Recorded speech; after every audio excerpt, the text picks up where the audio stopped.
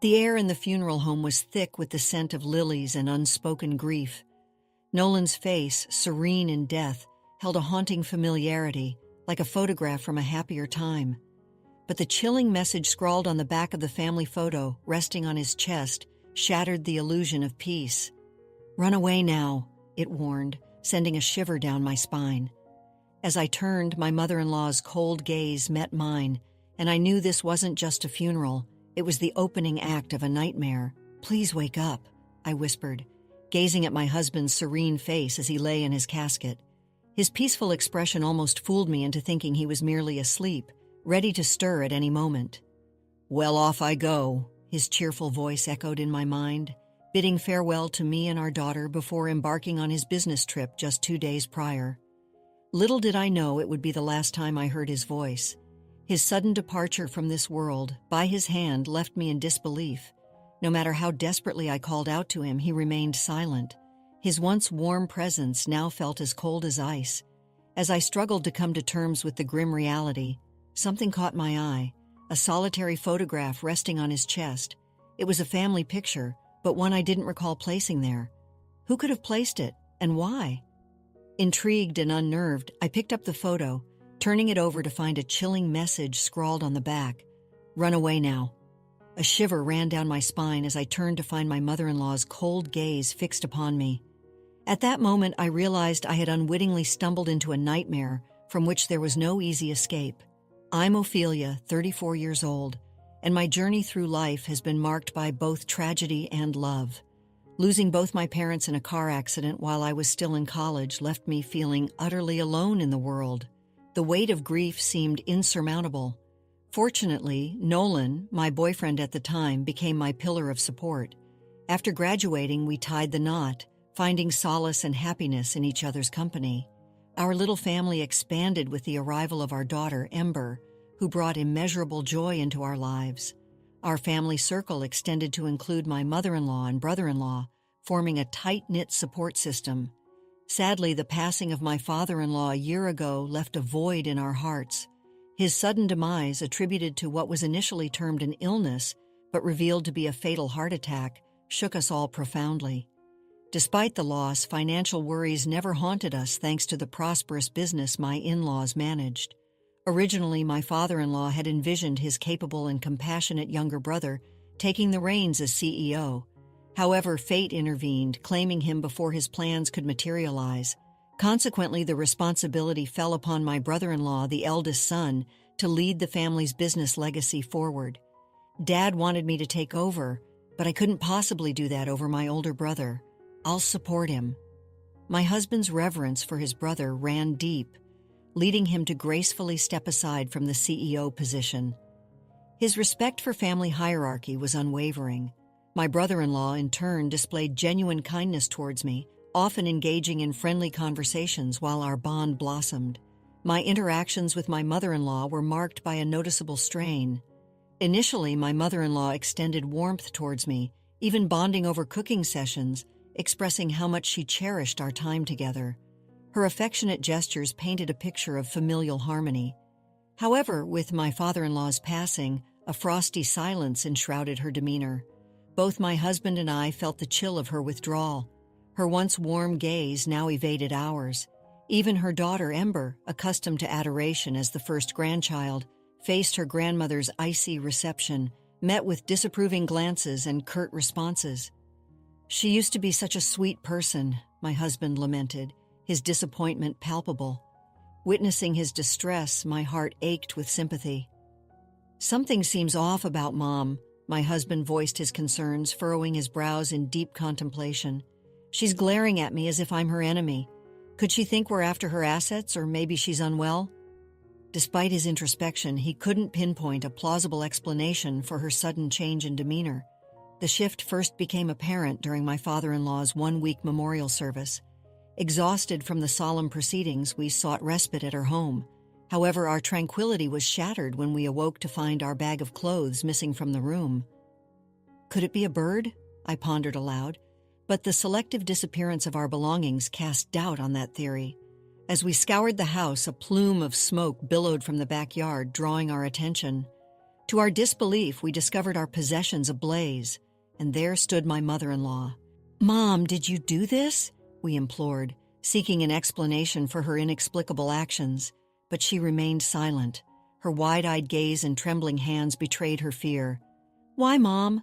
What have we done to deserve this hostility?" We pleaded for answers, but her lips remained sealed, leaving us grappling with uncertainty and confusion. Despite her stoic silence, Nolan extended a hand of understanding to his mother. His voice was laced with gentle reassurance. "You're not worried about us going after your assets, are you? I'm not interested in your possessions. Please believe me, mother-in-law. We only want what's best for you."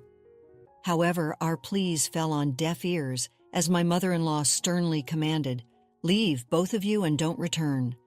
With heavy hearts, we departed, our once close bond with her fractured, reduced to mere remnants of what it once was. For the past year, we maintained a distant relationship. Our attempts at reconciliation met with resistance from my mother-in-law's unwavering animosity. Then, out of the blue, a message from my brother-in-law beckoned us to the first anniversary memorial service for my father-in-law. Despite my mother-in-law's continued coldness, we decided to attend, hoping for a glimpse of reconciliation. Yet, her aloofness persisted, serving as a painful reminder of the chasm that now separated us. Witnessing Nolan's contemplative expression amid the familial discord, I couldn't help but wonder about the thoughts brewing in his mind. "What's on your mind, Nolan? Are you concerned about your mother?" I inquired softly, sensing the weight of his thoughts. With a gentle touch, Nolan reassured me. "Don't worry, Ophelia. If anything is troubling you, just let me know." His tender gesture, brushing away my worries, brought a sense of calm to my troubled heart. His comforting presence was a balm to my anxieties. A month passed, filled with the familiar routines of family life. As Nolan prepared for another business trip, his cheerful demeanor lifted our spirits. However, his sudden return caught me off guard. With a small charm in hand, he bestowed it upon me, a gesture of protection. His smile, warm and reassuring, filled me with gratitude for the love we shared. Yet the tranquility was shattered by a harrowing turn of events. The next day brought the shocking news of Nolan's untimely death. His lifeless body was discovered in his car on a remote mountain road near my parents' home in Colorado. The circumstances surrounding his demise puzzled and devastated me. Contrary to his claims of a business trip, there were no scheduled engagements. Instead, his final moments were marked by a heart-wrenching call to my brother-in-law, confessing unbearable pain and a desire to end his suffering. The revelation left me reeling with guilt and confusion. I blamed myself for failing to recognize his anguish, grappling with unanswered questions and an overwhelming sense of loss. Beside his lifeless form, I felt my strength waning, but my brother-in-law's steadfast support steadied me in the face of despair. "Stay," he urged, his presence a beacon of solace in the darkness of grief. "Ophelia, stay strong." My brother-in-law's voice wavered with emotion, mirroring the turmoil in my own heart. I wish I had understood Nolan's pain better. Why did this happen? The weight of sorrow bore down on me, compounded by Ember's tears as she clung to me for solace. Meanwhile, my mother-in-law's stoic glare offered no comfort, her expression devoid of tears amidst our collective grief. My brother-in-law and Nolan's colleagues took charge of the funeral arrangements, their somber efficiency a stark contrast to the overwhelming emotions engulfing me. "Please wake up," I whispered to Nolan on the day of his funeral. His serene visage in the casket blinded me to the finality of his passing. It felt as though he could stir from slumber at any moment if only I called out to him. Tears streamed down my cheeks as I held on to him tightly, seeking refuge in his familiar presence. Amid my sorrow, a glimmer of curiosity stirred within me as I noticed a lone photograph resting on Nolan's chest. Who could place it there, and what significance did it hold in this moment of profound loss? Intrigued, I lifted the photograph, only to find Nolan's face marred by ruthless slashes from a cutter. My heart quickened as I read the ominous message scrawled on the back, "Run away now." Questions swirled in my mind. Who was the intended recipient of this chilling warning? As a shiver ran down my spine, I turned to find my mother-in-law's icy stare fixed upon me, her gaze piercing through me with unnerving intensity. Could she be involved? The tension thickened as she hastily looked away upon meeting my gaze, sparking a surge of suspicion within me. Discreetly, I slipped the photograph into the pocket of my dress, determined to unravel the mystery. In the aftermath of the funeral, amidst the quietude that followed, my thoughts kept returning to the cryptic message in the photograph. Though the sender remained elusive, the initial clues hinted at a possible connection. The only person I could think of was Luna, my mother-in-law. "It's not at me," I challenged, questioning the narrative of Nolan's untimely demise. Desperate for answers, I resolved to confront my mother-in-law, bracing myself for the confrontation ahead. As I stepped into her home, my mother-in-law's demeanor remained as frosty as ever. With my brother-in-law absent at work, it was just the two of us in the solemn silence. "What brings you here all of a sudden?" she inquired, her tone guarded. "I was hoping to uncover some insights into Nolan's passing. Perhaps there's a clue here in his childhood home," I replied, my words tinged with uncertainty, lacking the courage to confront her directly. I found myself fabricating a reason for my visit, searching for a distraction. My gaze wandered to the towering bookshelf dominating the living room, a testament to the family's love for literature. It housed not only novels but also encyclopedias and dictionaries. Among them, I spotted a few volumes from Nolan's student days, evoking a wave of nostalgia. Curiosity getting the better of me, I reached for a couple of books, each adorned with a stamped initial indicating ownership. Besides Nolan's J was a small, endearing image of a cuddling cat. The sight warmed my heart, a reminder of his gentle nature that always brought a smile to my face. As I perused the books, I couldn't shake off the palpable weight of my mother-in-law's gaze boring into my back. Amidst the sea of familiar titles, one book stood out, still clad in its cover. As I gingerly opened it, I discovered Tom on Poisonous Plants, its pages adorned with numerous post-it notes. My heart skipped a beat as I stumbled upon a note detailing the very poison that claimed my husband's life. The book bore a stamp of ownership, a damning piece of evidence that left me reeling. Summoning all my courage, I turned to my mother-in-law, brandishing the book before her. Her stoic facade crumbled as tears streamed down her face. "I'm the one responsible. Please forgive me," she choked out amidst sobs. The revelation sent shockwaves through me, but there was no time for hesitation. "We need to inform the authorities," I insisted, my voice trembling with urgency. With a heavy heart, I relayed the truth to the police. As I grappled with the gravity of the situation, my brother-in-law arrived home, oblivious to the turmoil that had unfolded. Concern etched upon his features. He questioned the somber atmosphere, his eyes darting between me and my tearful mother-in-law. "What's happened? Why is Ophelia here? Please tell me," he implored, his voice laced with apprehension. I wanted to talk to my mother-in-law about my husband," I stammered, my words faltering as I struggled to find the right way to broach the subject. Understanding washed over my brother-in-law's face as he listened. "Losing him must have been incredibly difficult for you. Are you feeling any better now, Ophelia?" he inquired gently, his concern palpable.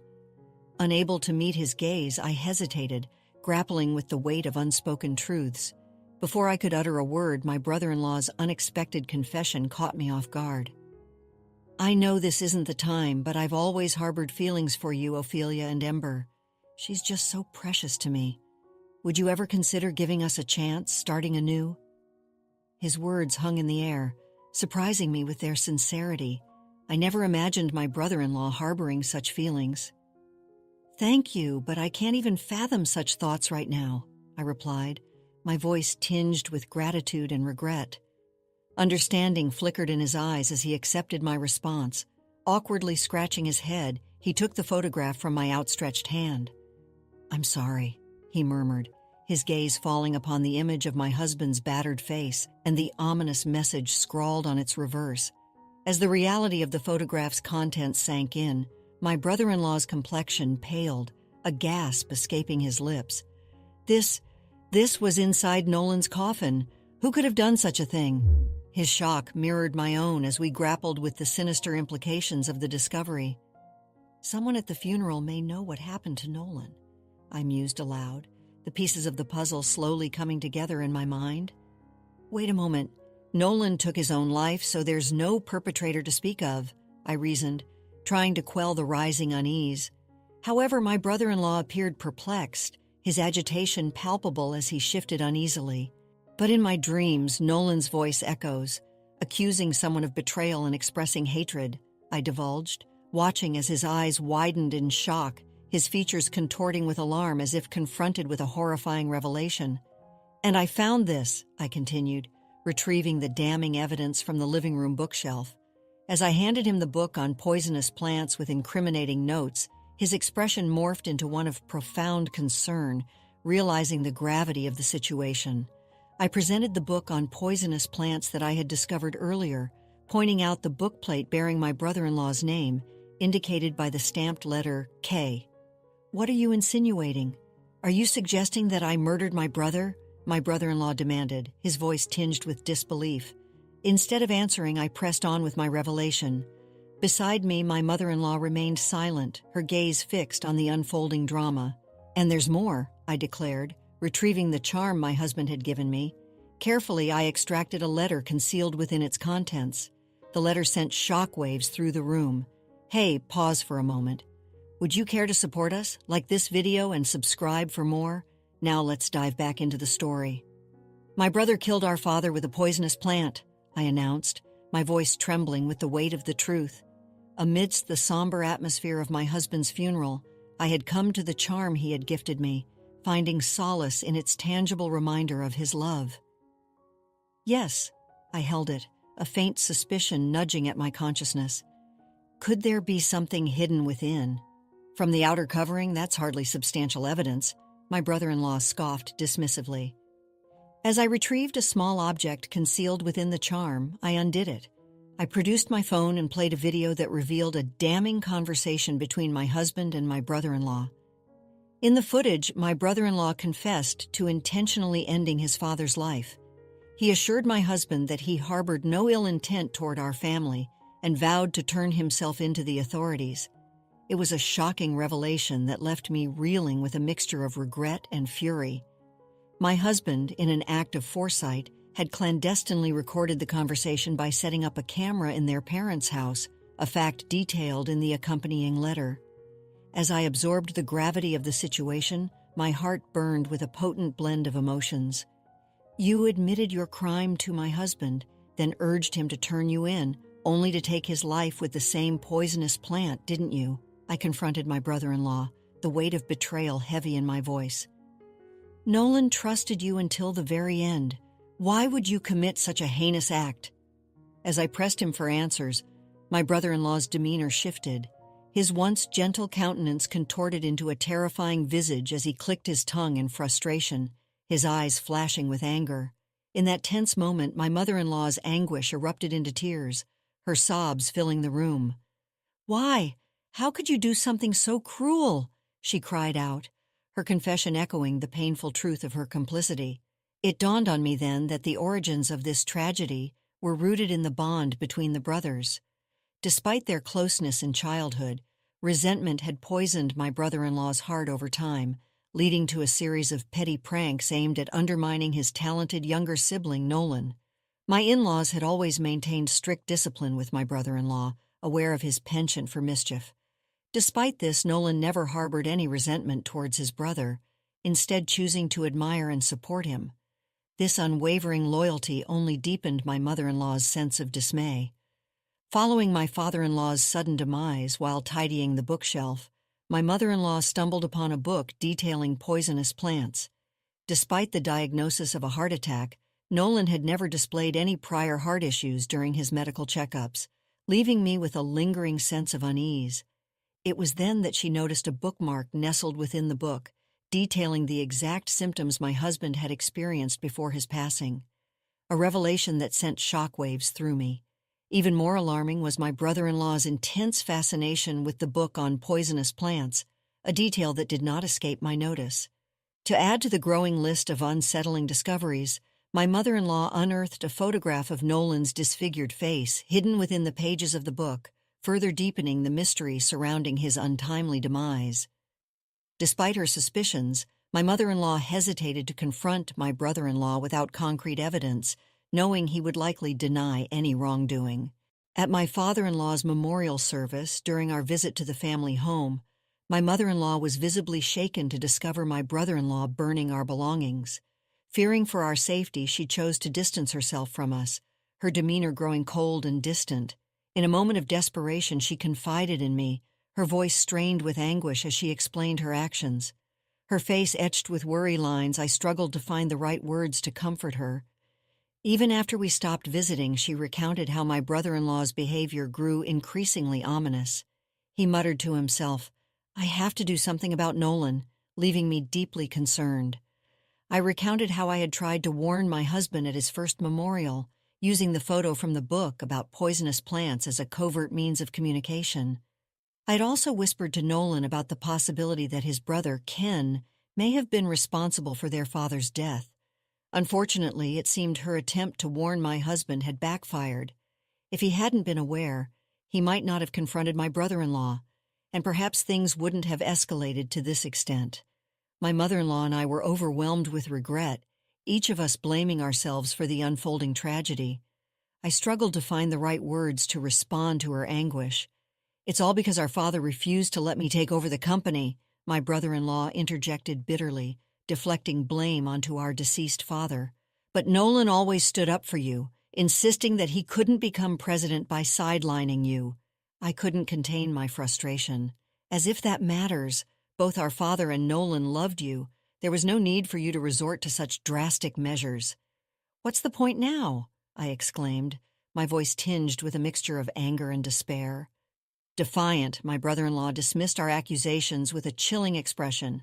"Blame the parents who favored my younger brother and the facade of the good son, Nolan. It's all your fault," he retorted, his words sending shivers down my spine. "You've taken away my beloved husband. I'll never forgive you." I saw my anger boiling over, and my brother-in-law's callous actions ignited my fury. "Shut up! If you hadn't interfered, you could have been my wife," he spat back venomously, his words dripping with malice. Suddenly he lunged at me with a knife he had concealed, the glint of metal sending a chill down my spine.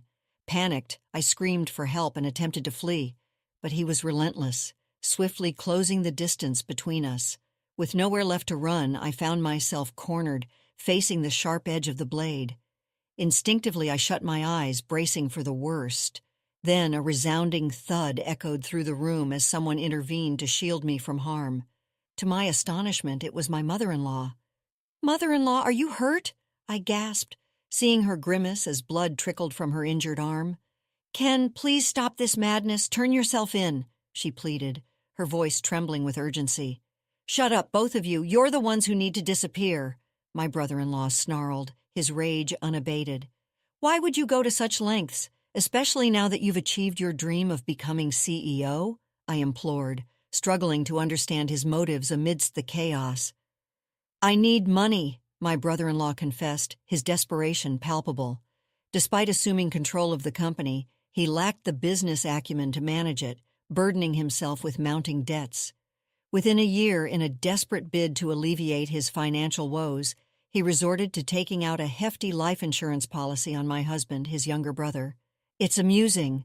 Nolan believed my lies so easily even when I pretended to confess," my brother-in-law chuckled bitterly, his laughter tinged with malice.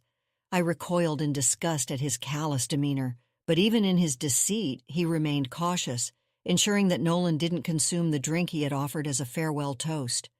"Who cares, farewell?" he sneered, his suspicions of poisonous herbs evident. Yet he did shake Nolan's hand, unwittingly transferring traces of the lethal substance. "Nolan had a habit of licking his fingers, so it's no surprise the poison began to take effect during the car ride home," my brother-in-law boasted, his voice filled with a twisted sense of triumph as he brandished a knife before us. "Despite everything, my husband still wanted to save you. Why couldn't you understand his compassion?" I exclaimed, frustration seeping into my voice. "Blame my parents for favoring Nolan over me," my brother-in-law retorted defiantly, deflecting responsibility onto others. The tension reached its peak. The arrival of the police brought an end to the harrowing ordeal. Despite their intervention, my brother-in-law continued to struggle until the very end. My brother-in-law's desperate pleas fell on deaf ears as he gasped and finally succumbed to the authorities. His tumultuous outburst quelled. Thankfully, my mother-in-law's injury proved to be minor and she was quickly on the path to recovery. As my brother-in-law was escorted away by the police, it became clear that he harbored no remorse for his actions, leaving little doubt that he would face a lengthy sentence behind bars. With him out of our lives, I found solace in the comfort of my mother-in-law's embrace. Returning to her former self, my mother-in-law showered affection upon my daughter, Ember, and me. Together we forged a sense of familial harmony, finding happiness in each other's company. And as I revisited the letter concealed within the charm my husband had given me, its heartfelt message served as a poignant reminder of his enduring love. Ophelia, you are my treasure. I love you always. Embracing my husband's enduring affection, I resolved to carry on, finding strength in his unwavering love and the bond shared between us. Let's conclude the story shortly. The weight of Nolan's absence remained, a constant ache in my heart, but with his memory as my guide, I vowed to live a life filled with love, laughter, and strength. Ember, my precious daughter, became my anchor, her innocent eyes reflecting the resilience of our family. My mother-in-law, now free from the shadow of her son's deceit, found solace in our newfound closeness. We rebuilt our bond, brick by brick, sharing stories of Nolan and cherishing the memories we held dear. The business, now under the guidance of a trusted advisor, flourished. Nolan's legacy lived on, not only in the company's success, but also in the hearts of those he touched. Life moved forward, carrying the scars of tragedy, but also the enduring power of love. Nolan's voice, though silent, remained a constant whisper in my ear, reminding me to cherish each moment, embrace life's uncertainties, and never let go of the hope that even in the darkest of times, love can find a way to bloom again. After experiencing the full journey of our story, we'd love to hear your thoughts. How did the story resonate with you? Don't forget to like, subscribe, and stay blessed. Thank you for watching, and see you in the next story.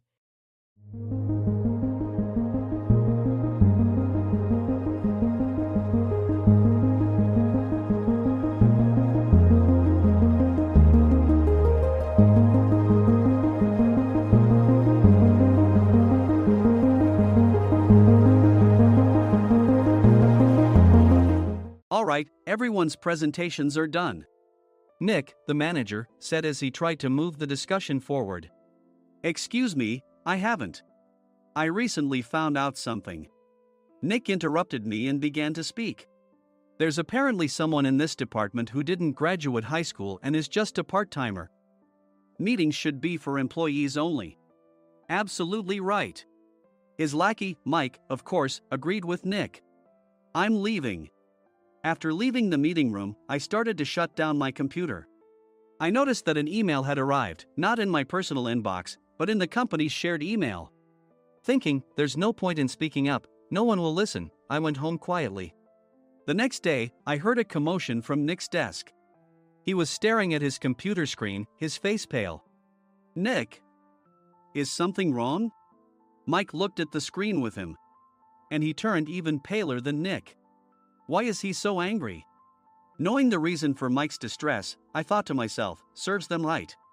My name is Adam. My mother passed away when I was in the 9th grade, and I was raised by my father. Well, you could hardly call it being raised. After my mother passed, my father changed. He drowned his sorrows in alcohol, and though he still went to work, he squandered our living expenses on horse racing. Because of that, I had to start working part-time as soon as I entered high school. Every month, I went to the convenience store with bills in hand that couldn't be auto-deducted from my father's account. Even though I endured it because I didn't want to be alone, I reached my limit in my 2nd year of high school and dropped out. I found a live-in job at a distant inn. Thank you for everything. The day I left home, my father, still staring at the TV, spoke. Take care. That was our last conversation. Back then, 18 wasn't the age of majority, so I needed my father's permission to work, and I couldn't hide my place of employment. Yet, my father never visited me even once. I kept working just to survive, and before I knew it, I was 42. Years of hard work paid off, and I was transferred to the headquarters. I was thrilled to be recognized by the company, as I thought I'd be working in the field until retirement due to my lack of formal education. Listen up. Our work can change the future of our employees. Don't drag us down. On my first day after the transfer, Nick, dressed in an expensive suit, spoke sternly. There was a reason for this. Our inn was located in a prominent tourist destination, known so well that everyone in the state could sing its commercial jingle. At its peak, we had 5 locations within the state. But that was long ago. Due to financial difficulties and aging facilities, only the place where I had worked for many years and the original establishment remained. I was prepared to lose my job anytime, but now there was a glimmer of hope. With the rise of social media, the tourist area where the inn was located started gaining attention again. Depending on how hard the sales department, where I was transferred, worked, we could either thrive or be forced to give up this prime location to the new hotel chains continuously popping up. For Nick, who had switched careers from another industry to strengthen our sales, this was a battle he couldn't afford to lose. I understood why he had to be strict. I will do my best. Nick sneered at my enthusiastic declaration. Did you not hear what I said? I'm sorry. I thought I was listening carefully. Out of habit from years of customer service, I apologized reflexively, though I had no idea what had offended him. Someone was watching me with a smirk. In this department, there are those who are expected to excel and those who have been shoved here because they have nowhere else to go. You are the latter. It was Mike, the section chief. He's 7 years younger, at 35. But he was called to headquarters much earlier than I was and had been moving around within the headquarters ever since. I'm not jealous, but I can't accept that he's my boss. Graduating from a prestigious university, he has an unusually high pride and caused many problems as a newbie, making things very difficult for me when I was the front desk leader. When I found out Mike was transferred to the sales department a month before me, I was disheartened. Mike is right. With just a middle school diploma, there's not much you can do. Don't even think about achieving results. As if I didn't exist, Nick remarked, I'm thirsty. Mike eagerly ran to the coffee maker. It seems Mike is Nick's lackey. I regretted being happy about my transfer to headquarters, wishing I had stayed on site forever. Send a direct mail to every company on this list by the end of the day. Nick only assigned me tasks that even a new graduate could handle. What? There are over 1,000 companies. You want me to send to all of them by today? Yes, if you and your fellow misfits split the work, even those with nowhere else to go should finish by today. I glanced at the employees typing away expressionlessly. They were worn out from customer service, only thinking about leaving on time, or were women reassigned after having children, with zero motivation for work. Even Sam, a new graduate from the same university as Mike, who was supposed to be among the expected achievers, had no enthusiasm for the job, having joined the company wanting to do customer service. I don't care what they say, I plan to quit anytime, he said. Only Nick and Mike were highly motivated, making all the decisions between the two of them. I originally only wanted to work at the inn to survive and had no particular attachment to this job. I swallowed my words, thinking I had no right to reprimand them. About a month after the transfer, Nick told us with a frustrated look. To commemorate the 50th anniversary, we've decided to create a plan exclusive for one group per day. Originally, Mike and I were supposed to come up with it, but our president, Mr. Thompson, insists on hearing everyone's opinions. So, you all get a chance. As Nick explained, Mike began handing out prints. Make sure not to embarrass Nick. If your ideas are half-baked, you'll have to redo them. It seemed that they had printed his handwritten notes by Mr. Thompson, which included several questions and a section for free responses. It made sense why Nick had to seek our input, given that all responses had to be submitted to Mr. Thompson. We were given a week to think about it, and a meeting was scheduled to compile our ideas. My plan is to let guests enjoy both the old and modern America. Nick began the presentations. Guests would watch a master confectioner at a nearby traditional sweet shop make sweets in front of them. The welcome drink would be premium tea in a bottle. Nick's plan was certainly attractive. After his presentation, Nick called on us to present in the order we were seated. Just as I stood up for my turn. All right, everyone's presentations are done. Excuse me, I haven't. I recently found out something. Nick interrupted me. There's someone in this department who didn't graduate high school and is just a part-timer. He was likely talking about me. I joined the company as a part-timer and was made a full-time employee when I turned 20. That was 20 years ago, so Nick and Mike probably had no chance to know until recently. Meetings should be for employees only.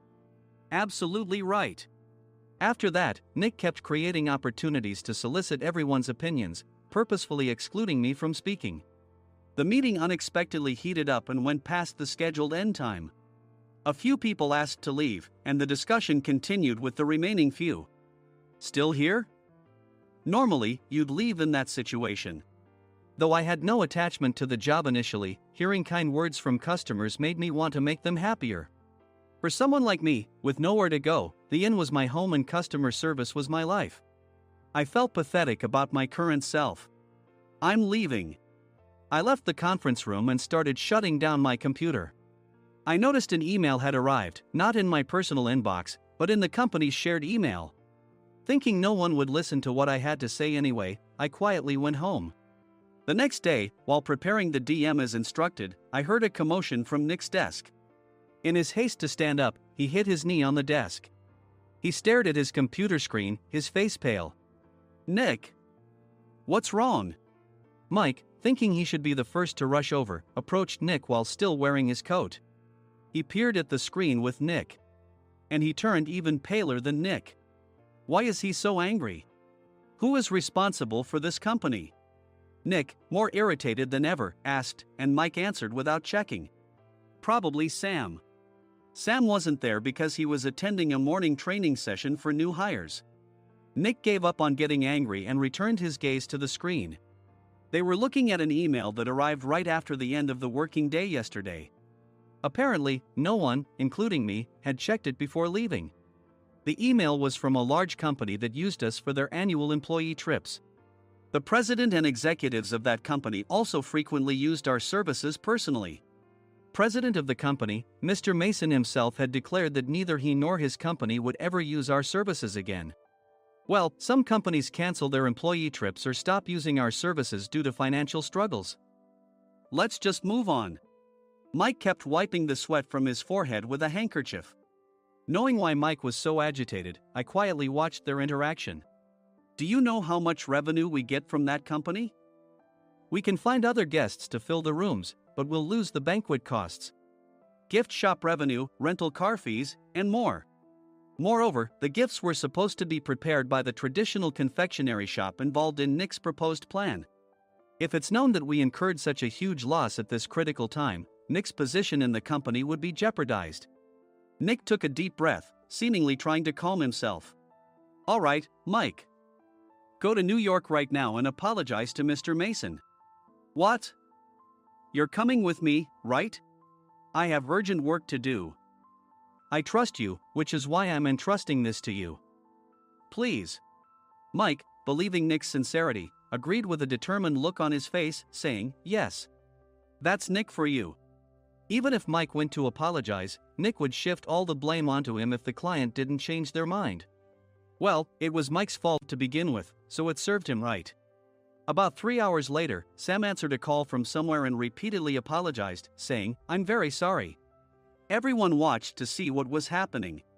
After ending the call, he informed Nick with a weary tone. When Mike arrived at the client's company, he only made things worse, further infuriating Mr. Mason. He was demanding, get his boss here immediately. It was no wonder Sam was exhausted, dealing with such a call right after returning from training. What is that idiot doing? All right, Adam, you're coming with me.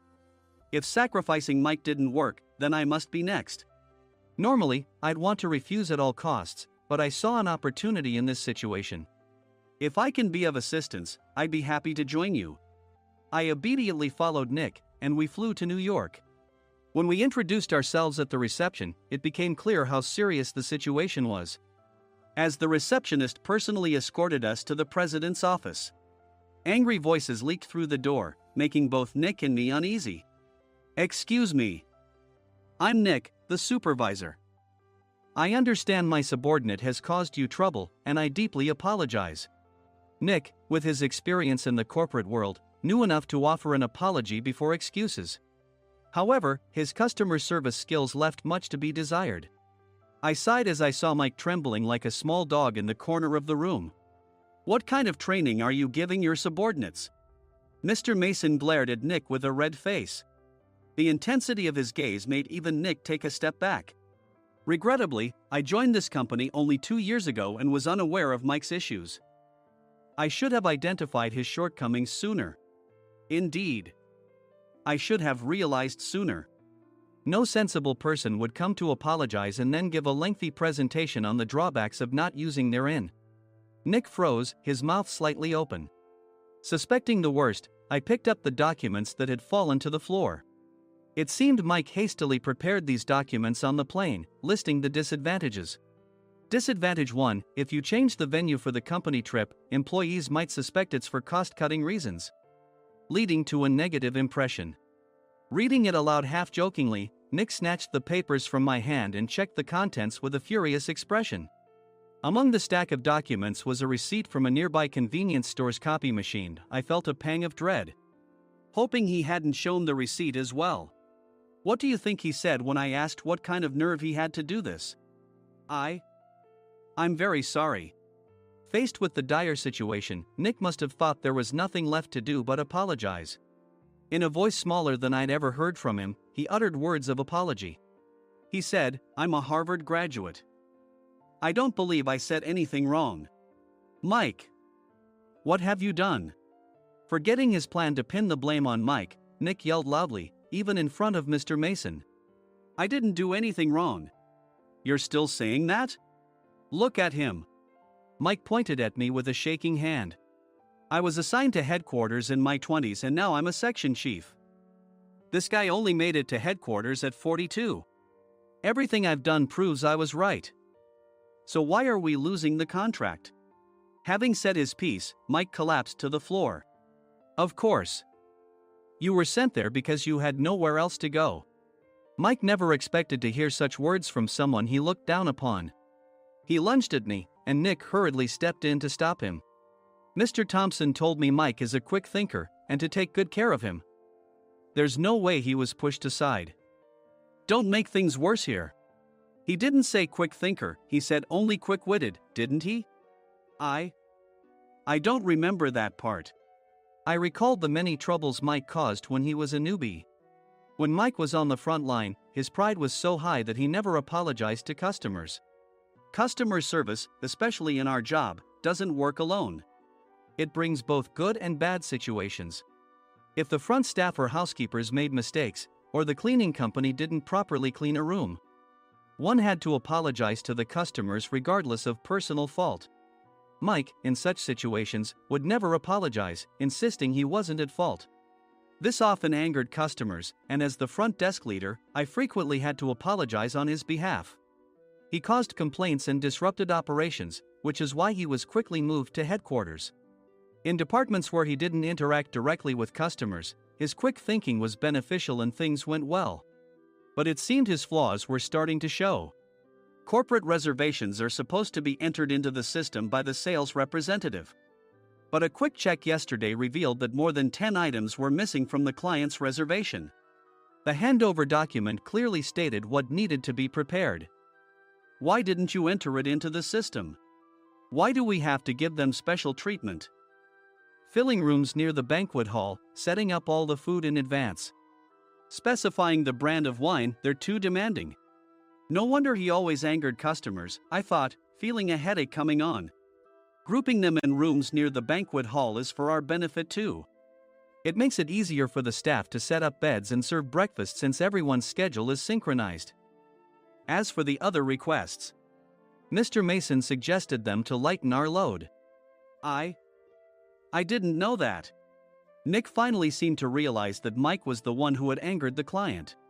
What did you say to them? I just told them we wouldn't give them special treatment anymore. We shouldn't waste effort on things that don't bring in money. I was utterly exasperated at his lack of understanding of customer service. Of course, we shouldn't comply with unreasonable demands. But carrying over successful practices from past stays makes customers feel remembered and enhances their experience. Good memories encourage repeat visits. That's part of our job.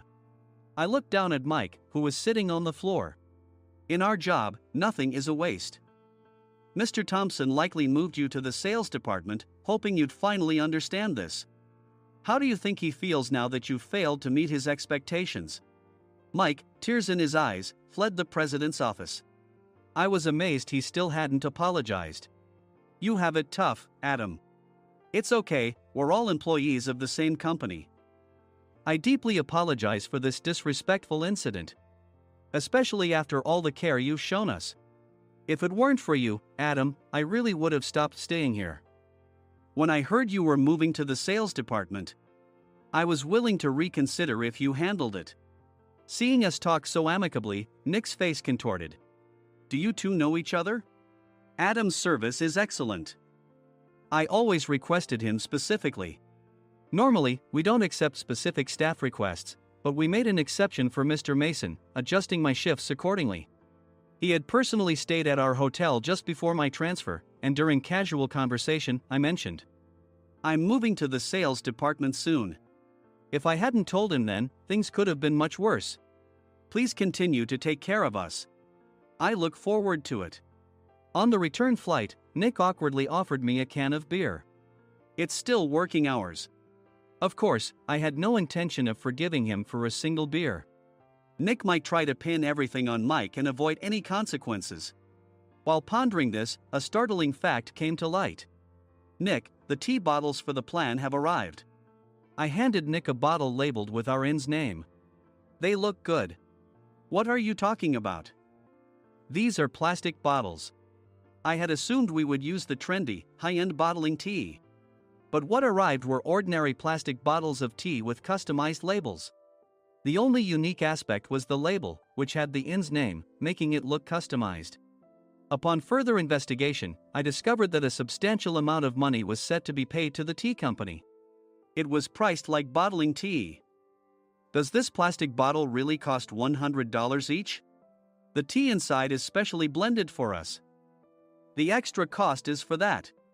Wouldn't it be better to use another tea company? Or is there a specific reason we must use this one? As Nick continued to make excuses, I showed him a printed email. I informed the tea company's president, Mr. Mitchell, that we discovered irregular payments and he confessed. He said you two were high school classmates and planned to split the extra money. That idiot. Why did he confess? That's not important. You should worry about yourself, this could turn into a police matter. Opening the bottle cap, I suggested. How about calming down with this tea? It supposedly has a relaxing effect. Nick drank the tea frantically. In the following days, decisions were made about their fates. Mike was reassigned to the General Affairs Department, with no chance of transfer or promotion, as per Mr. Thompson's orders. As for Nick, since the payment to the tea company hadn't yet been made, he narrowly avoided legal trouble. Instead, he was encouraged to leave the company, and to avoid further complications, Nick submitted his resignation. Rumor has it that connections between HR departments have made it difficult for him to find new employment. Even though it was good to have those two gone, something unexpected happened in the sales department. Everyone became motivated and united in refining the 50th anniversary plan. In the end, my plan was adopted. We collaborated with the Tourist Information Center to provide personalized guides. The plan, tailored to the number of guests, was truly special for the 50th anniversary. Hey, is Adam's family coming to stay? I immediately booked that special plan for my family. Sam noticed it on the reservation list and quickly picked up on it. Yes, I'm inviting my father. That's great. I might invite my parents too. I lacked the courage to face my father just as Adam. But here, with the confidence Mr. Mason praised, I felt ready. The 50th anniversary plan was a perfect opportunity to reconnect with my father. I hoped to bring back the days when we could laugh together as we once did.